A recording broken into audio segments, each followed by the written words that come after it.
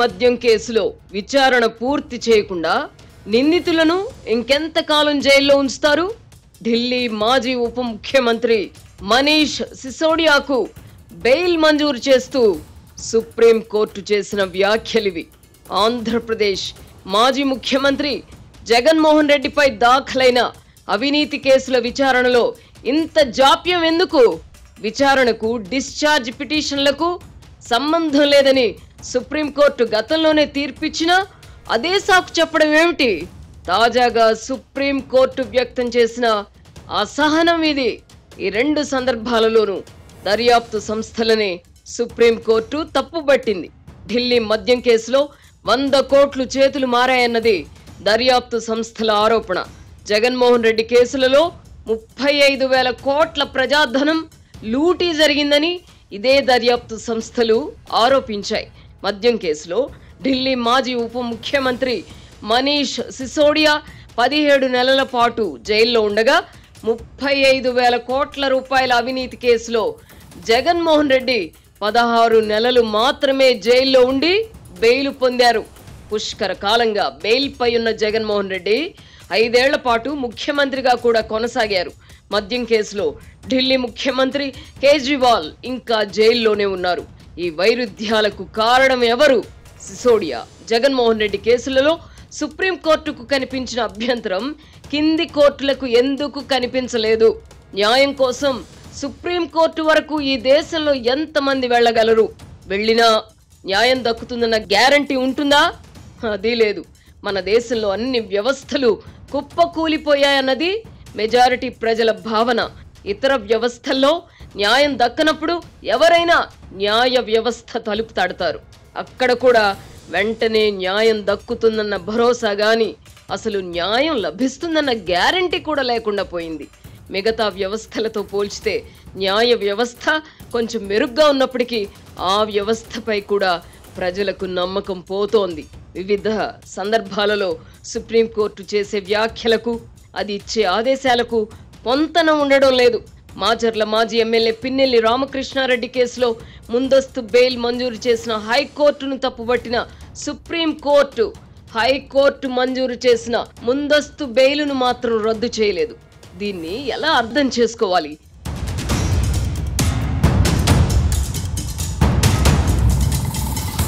ప్రపంచవ్యాప్తంగా పలు దేశాలలో నెలకొన్న పరిస్థితులను గమనిస్తే పాలక పక్షాలపై ప్రజల్లో ఆగ్రహం పెల్లుబుకుతోంది. ఎన్నికల్లో గెలిచామని చెప్పి విర్రవీగుతూ ప్రజాభిప్రాయంతో సంబంధం లేకుండా నిర్ణయాలు తీసుకుంటూ ఉండడం వల్ల ఈ పరిస్థితి ఉత్పన్నమవుతోంది. బంగ్లాదేశ్ పరిణామాలనే తీసుకుందాం. ప్రధానమంత్రి పదవికి రాజీనామా చేసిన షేక్ హసీనా 7 నెలల క్రితం జరిగిన ఎన్నికల్లో భారీ మెజారిటీతో అధికారంలోకి వచ్చారు. పాకిస్తాన్ నుంచి బంగ్లాదేశ్ విడిపోయి స్వతంత్ర దేశంగా ఆవిర్భవించడానికి ఆమె తండ్రి ముజిబుర్ రెహమాన్ కారణం. బంగ్లాదేశ్ ప్రజలు ఆయనను జాతిపితగా గౌరవించి నెత్తిన పెట్టుకున్నారు. అదే ప్రజలు ఆయన విగ్రహాలను పగలగొడుతున్నారు. ఆయన కూతురు హసీనా దేశం విడిచి పారిపోవలసి వచ్చింది. రిజర్వేషన్ల విషయంలో హసీనా నిర్ణయాన్ని పాక్షికంగా సమర్థించిన బంగ్లా సుప్రీంకోర్టు ప్రధాన న్యాయమూర్తి నివాస భవనంపై కూడా ప్రజలు దాడి చేశారు. పాలకులు మాత్రమే కాదు, న్యాయ వ్యవస్థ కూడా ప్రజాభిప్రాయాన్ని దృష్టిలో పెట్టుకొని మాత్రమే తీర్పులివ్వాలని బంగ్లా పరిణామాలు చెబుతున్నాయా? అలా అని గుంపు స్వామ్యానికి తలొగ్గితే రాజ్యాంగంలోని నిబంధనల విషయం ఏమిటి అన్న ప్రశ్న వస్తుంది. ఇలాంటి సంక్లిష్ట సమస్య ఎదురవ్వకూడదు అంటే ప్రభుత్వాలు మాత్రమే కాదు, వ్యవస్థలు కూడా ప్రజల్లో తమపై నమ్మకం పోకుండా వ్యవహరించాలి. లేని పక్షంలో ఏదో ఒక రోజు ప్రజాగ్రహానికి గురి కావాల్సి వస్తుంది.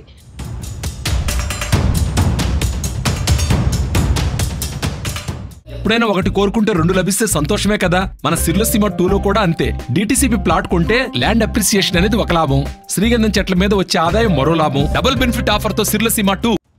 మన దేశంలో అత్యున్నత దర్యాప్తు సంస్థలైన సిబిఐ, ఈడీలపై ప్రజలు నమ్మకం కోల్పోయారు. పాలక పక్షాల చేతిలో అవి కీలు బొమ్మలుగా మారిపోయాయి.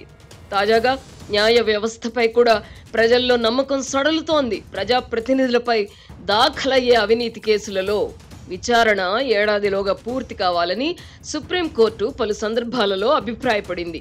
మరి జరుగుతున్నదేమిటి? ఢిల్లీ మాజీ ఉప ముఖ్యమంత్రి సిసోడియా 17 నెలల పాటు జైల్లో ఉన్నారు. అయినా దర్యాప్తు సంస్థల విచారణ పూర్తి కాలేదు.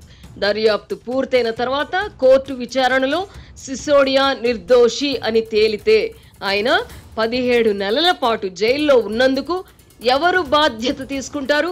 ముఖ్యమంత్రి కేజ్రీవాల్ ఎప్పుడు బయటకు వస్తారో తెలీదు.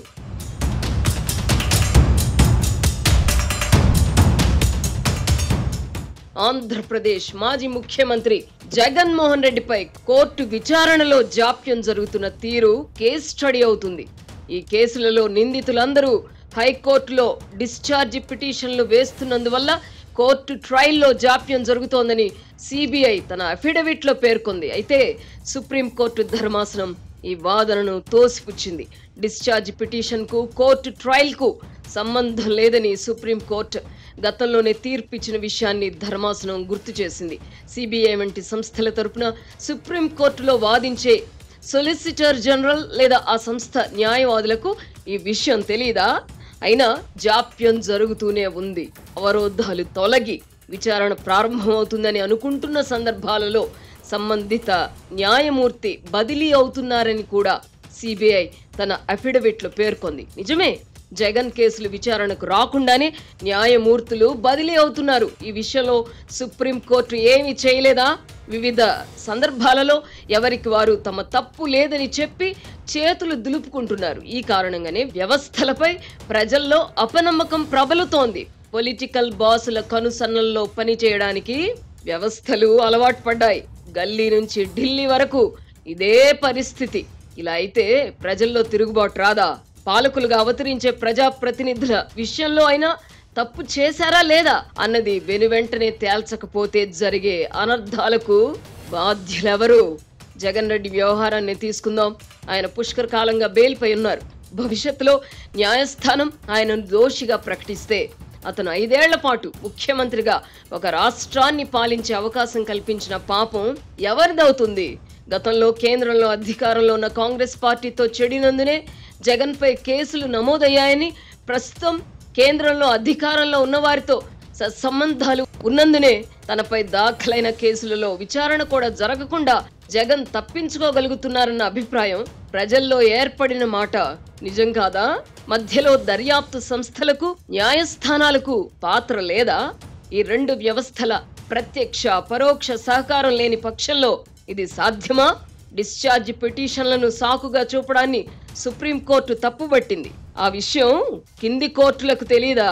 సుప్రీంకోర్టు మాదిరిగా కింది కోర్టులు కూడా ఆలోచించుంటే జగన్ కేసులలో ఈ పాటికి విచారణ కూడా పూర్తయ్యేది కదా. ఈ చిక్కుముడులు ఎవరు విప్పాలి? సిర్లసీమ 2 వెంచర్ ని సందర్శించండి. ఇక్కడ అన్ని ప్లాట్లలో మామిడి, శ్రీగంధం చెట్లతో అద్భుతంగా ఉంది. ల్యాండ్ అప్రిషియేషన్, ఫ్రీ మెయింటెనెన్స్, పండ్ల తోటల తాలూకా ప్రయోజనాలు, డబుల్ బెనిఫిట్ ఆఫర్ తో సిర్లసీమ 2. తమపై ప్రజల్లో నమ్మకం చచ్చిపోకుండా ఉండేందుకై సుప్రీంకోర్టు స్థాయిలో అప్పుడప్పుడు ప్రజలకు ఉపశమనం లభించే విధంగా తీర్పులు వస్తున్నాయి. కానీ నిందితులైన రాజకీయ నాయకులు ఆందోళన ఎక్కుతున్నారు. దర్యాప్తు సంస్థలపై కనీస నమ్మకం లేనందున కేసులు ఉన్నవారికి కూడా ప్రజలు అధికారం కట్టబెడుతున్నారు. చివరకు ఎవరు మాత్రం అవినీతి పరులు కాదు అని సరిపెట్టుకునే పరిస్థితులు ఈ దేశంలో నెలకొన్నాయి. బంగ్లాదేశ్ వంటి పరిణామాలు మన దేశంలో జరగకపోవచ్చును గాని నిజాయితీ పరులు, ప్రజాస్వామ్య ప్రియులు, కష్టపడి సంపాదించి పన్నులు కడుతున్న వారిలో అసంతృప్తి గూడు కట్టుకుంటోంది. అది ఎప్పుడైనా ఏ రూపంలోనైనా పెళ్ళుబుకవచ్చు.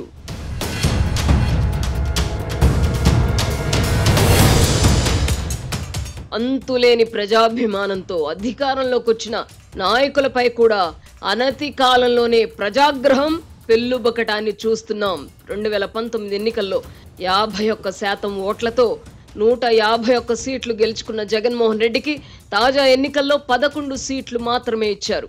తెలంగాణ రాష్ట్ర ఆవిర్భావానికి కారకుడైన కేసీఆర్ కు ప్రస్తుత దుస్థితి ఎందుకొచ్చింది? ఆయన కూడా తనను తెలంగాణ పితగా పిలిపించుకున్నారు. 9.5 ఏళ్లు తిరిగేసరికి అదే తెలంగాణ ప్రజలు కేసీఆర్ ను తిరస్కరించారు.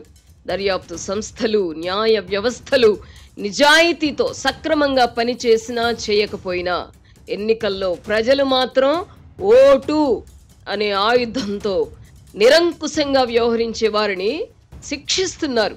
ఈ నేపథ్యంలో తమ ఔన్నత్యాన్ని కాపాడుకోవడమా లేదా అన్నది దర్యాప్తు సంస్థలు, న్యాయ వ్యవస్థ తేల్చుకోవాలి. ప్రజాస్వామ్యంలో ఏ వ్యవస్థ అయినా ప్రజలకు మాత్రమే జవాబుదారీగా ఉండాలి, పాలకులకు కాదు.